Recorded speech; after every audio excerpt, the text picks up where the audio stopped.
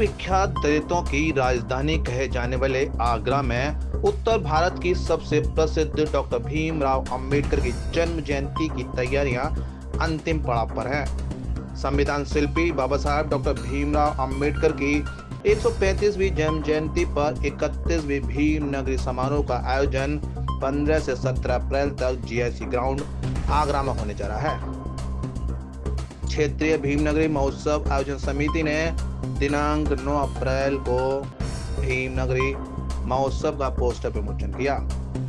केंद्रीय एवं क्षेत्रीय भीमनगरी समारोह समिति के अध्यक्ष धर्मेंद्र सोनी और सुभाष सागर ने बताया कि 15 अप्रैल को जीआईसी ग्राउंड में 31वीं भीमनगरी महोत्सव का शुभारंभ किया जाएगा। भीमनगरी महोत्सव को भव्य एवं ऐतिहासिक बनाने के लिए तैयारियां अंतिम चरण पर हैं।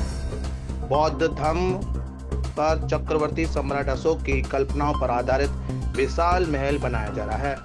मंच और महल को विशाल रूप दिया जाएगा। भीमनगरी मंच महल 125 फीट ऊंचा और 300 फीट चौड़ा है। महल के आगे मंच जमीन से 6 फीट ऊंचा, 200 फीट लंबा और 70 फीट चौड़ा बनाया जा रहा है। मंच के आगे आकर्षक सजावट की जाएगी।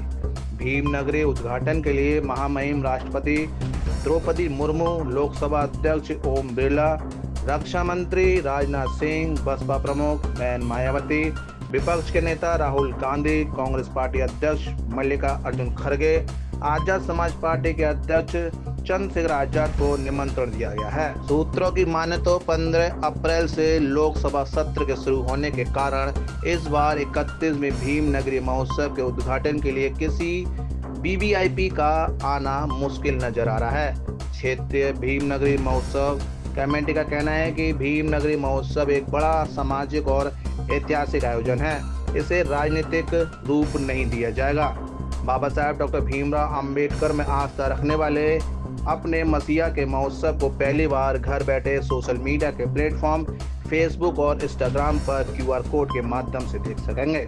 देखिए, जैसे कि 14 अप्रैल को शोभा यात्रा जो निकलती है उसी तरह से निकाली जाएगी। पूरे आगरा से शोभा यात्रा झांकी आती है, नाला काजीपाड़ा से इसकी शुरुआत होती है 14 तारीख की। जो एक परंपरागत रूट है हमारा, जो 1957 में से चला आ रहा है, उस मार्ग पे होते हुए हमारा केंद्रीय कमेटी का हाथी 15 तारीख को सुबह जो आप विशाल मंच देख रहे हैं भीमनगरी का, हम लोग यहाँ 15 तारीख को भीमनगरी शोभा यात्रा झांकी लेके आ जाएंगे केंद्रीय कमेटी का। जब बाबा साहब की भव्य प्रतिमा हाथी के ऊपर सवार होगी, उसे मंच में आकर विराजमान कर दिया जाएगा। उसके बाद 16 तारीख को भीमनगरी का उद्घाटन होगा, 15 तारीख को, और देश के राष्ट्रीय नेता आएंगे, जिसके लिए बता दिया गया है कि अभी स्वीकृति नहीं मिली है। कई लोगों से संपर्क में है, हम लोग इनवाइट किया गया है। 15 तारीख को उसका उद्घाटन होगा। 16 तारीख को सामूहिक विवाह बुद्ध पद्धति से होंगे। इसमें करीब 101 जोड़ा हमने रखा है। तो वो उनकी हम लोग करीब बारातों के साथ दूल्हों को घोड़े पर बिठाकर बैंड बाजों के साथ भीमनगरी मंच में लेके आएंगे। बौद्ध पद्धति से उसके सामूहिक विवाह होंगे। उसका रजिस्ट्रेशन हम 1.5 महीने पहले ही चालू कर देते हैं, और रजिस्ट्रेशन हो रहे हैं और रजिस्ट्रेशन हो चुके हैं। तो उससे क्योंकि रजिस्ट्रेशन नहीं होंगे तो 16 तारीख को शादी कैसे होगी। फीस सिर्फ इसीलिए ली जाती है कि रजिस्ट्रेशन फीस होती है, वो उसमें 1100 रुपये रजिस्ट्रेशन फीस होती है। और उसके साथ साथ उसमें जो 20 लोगों को खाना घोड़ा अपनी तरफ से दिया जाता है। लड़की पक्ष और लड़का पक्ष दोनों का रजिस्ट्रेशन होता है, और वो बैंड और घोड़ा और यहाँ खाना बाकी पूरे आगरा से जो अम्बेडकर अनुयायी हैं, जो श्रद्धाशील लोग हैं, जो व्यापारी हैं, वो अपने परिवार के साथ आते हैं मंच पर और आशीर्वाद के तौर पर वो इनको कुछ ना कुछ दहेज के रूप में देते हैं। जैसे थीम की बात हमने अभी बताई है और फिर से मैं बताना चाहूँगा कि ये सम्राट अशोक का महल होगा।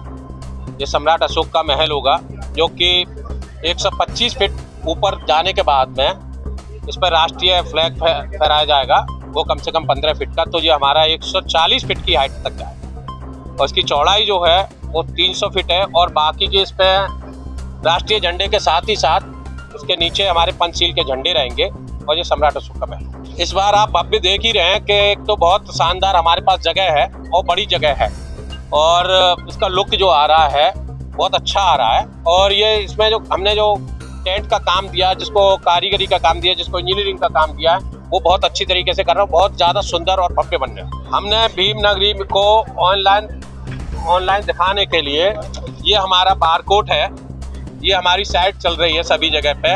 आप जैसे इसको स्कैन करेंगे, अभी तक जितनी भीम नगरी लगी है हमारी, जो 31वीं भीम नगरी लग रही है, इस पर पहली भीम नगरी से लेके और आज तक की भीम नगरी का सारा रिकॉर्ड रहेगा और सारा आप देख सकते हैं कि कौन सी भीम नगरी कब और कहाँ लगी थी और कितनी सुंदर बनी थी और कितने लोग आए। देखिए, भीम नगरी लगाने का हमारा उद्देश्य 1996 में शुरुआत करी। भीम नगरी लगाने का हमारा उद्देश्य था डॉक्टर अम्बेडकर अनुयायियों की एकता, बाबा साहब की आइडियोलॉजी को जन जन तक पहुंचाना। ये पहला एक ऐसा आयोजन है पूरे भारत में, अम्बेडकर अनुयायी 10 लाख लोग इकट्ठा होते हैं।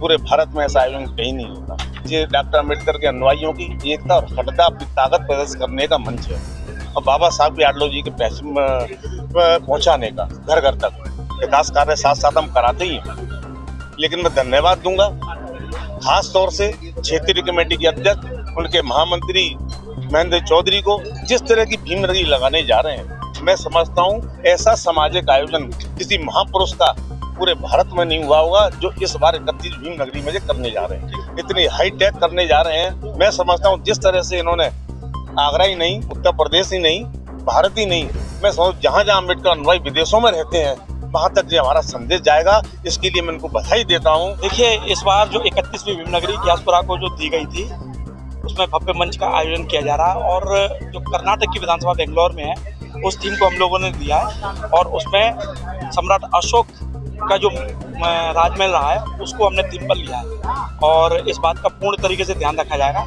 कि बौद्ध शैली पे वो मंच बने और किसी भी प्रकार की कोई कंट्रोवर्सी ना हो। 2026 की भीम नगरी अपने आप में एक ऐतिहासिक भीम नगरी होने जा रही है। सम्राट अशोक के महल के स्वरूप में 300 फीट बाई 150 फीट का महल जो आप लोग देख रहे हैं बाहर तैयार हो रहा है। 15 तारीख को इसका भीम नगरी का उद्घाटन होगा, 16 तारीख को सामूहिक विवाह और 17 को मेधावी बच्चों को जो लोगों ने भीम नगरी में सहयोग किया है उन लोगों को समापन किया जाएगा। यह एक आयोजन GIC मैदान पर सभी अम्बेडकर अनुयायियों को ये एक मैसेज देने के लिए है कि बाबा साहब का मिशन रुकने वाला नहीं है। बाबा साहब दिन प्रतिदिन जो प्रगति मिल रही है, उस मिशन को एक अलग लहर देने का हम लोगों ने प्रयास किया है। इस मंच से हम सभी को ये मैसेज देने का काम करेंगे कि संविधान से बड़ा कोई धर्म नहीं है, संविधान ही सबसे बड़ा धर्म है।